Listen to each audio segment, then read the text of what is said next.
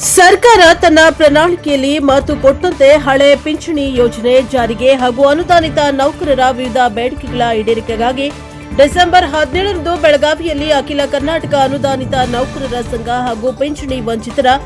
ವತಿಯಿಂದ ಬೃಹತ್ ಹೋರಾಟ ನಡೆಯಲಿದೆ. ಬೆಳಗಾವಿಯಲ್ಲಿ ನಡೀತಾ ಇರುವ ಚಳಿಗಾಲ ಅಧಿವೇಶನದ ಸಂದರ್ಭದಲ್ಲಿ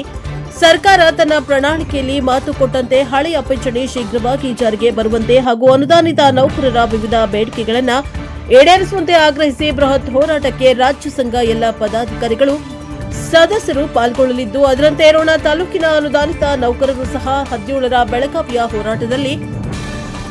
ಪಾಲ್ಗೊಳ್ಳಬೇಕು. ನಮ್ಮ ಹಕ್ಕಿಗಾಗಿ ನಾವು ಹೋರಾಡಬೇಕು ಎಂದು ತಾಲೂಕು ಅಖಿಲ ಕರ್ನಾಟಕ ಅನುದಾನಿತ ಶಾಲಾ ಕಾಲೇಜುಗಳ ಸಂಘದ ಅಧ್ಯಕ್ಷ ಬಿಬಿ ಮೇಘಲ್ಮನಿ ಮಾತನಾಡಿದ್ದಾರೆ.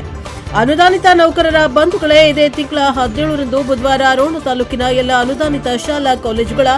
ನೌಕರರು ಹೆಚ್ಚಿನ ಸಂಖ್ಯೆಯಲ್ಲಿ ಆಗಮಿಸಿ ಸರ್ಕಾರಕ್ಕೆ ನಮ್ಮ ಶಕ್ತಿಯನ್ನ ತೋರಿಸುವುದರ ಮುಖಾಂತರ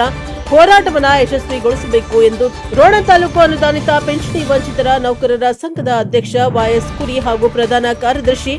ಎಸ್ಕೆ ಆಡಿರ್ ಪ್ರಕಟಣೆಯಲ್ಲಿ ತಿಳಿಸಿದ್ದಾರೆ. ಈ ಸಂದರ್ಭದಲ್ಲಿ ರೋಣ ತಾಲೂಕು ಪ್ರಾಥಮಿಕ ಶಾಲಾ ಶಿಕ್ಷಕರ ಅಧ್ಯಕ್ಷ ವೈಡಿ ಗಾಣಗೇರ್, ಕರ್ನಾಟಕ ರಾಜ್ಯ ಸರ್ಕಾರಿ ನೌಕರರ ಸಂಘ ರೋಣ ತಾಲೂಕು ಅಧ್ಯಕ್ಷ ಎಸ್ಜಿ ದಾನಪ್ಪಗೌಡ್ರು, ರೋಣ ತಾಲೂಕು ಸಹಕಾರಿ ಸಂಘದ ಅಧ್ಯಕ್ಷರಾದ ಎಚ್ಆರ್ ಓಲೇಕರ್, ರೋಣ ತಾಲೂಕು ಸಹ ಶಿಕ್ಷಕರ ಸಂಘದ ಅಧ್ಯಕ್ಷರಾದ ಎಸ್ವಿ ಡಾಣಾಪುರ, ರೋಣ ತಾಲೂಕು ಶಿಕ್ಷಕರ ಸಂಘದ ಕಾರ್ಯದರ್ಶಿ ಬಸವರಾಜ್ ಗುಡದೂರು, ಮುಖ್ಯೋಪಾಧ್ಯಾಯರಾದ BF Balanagoudar, BS Jalihal, SS Badad, RR Kulkarni, MS Mallapur, ಸಹ ಶಿಕ್ಷಕರುಗಳಾದ SN Baramagoudar, AA Inamdar, VV Mastar, Bibi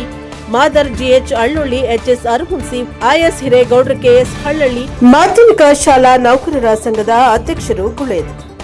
MS Hosmani, ST Valmiki, Prashant Valmiki ಉಪಸ್ಥಿತರಿದ್ದರು. ಬ್ಯೂರೋ ರಿಪೋರ್ಟರ್ ಎನ್ಕೆಎಸ್ ಟಿವಿ4 ರೋಣ.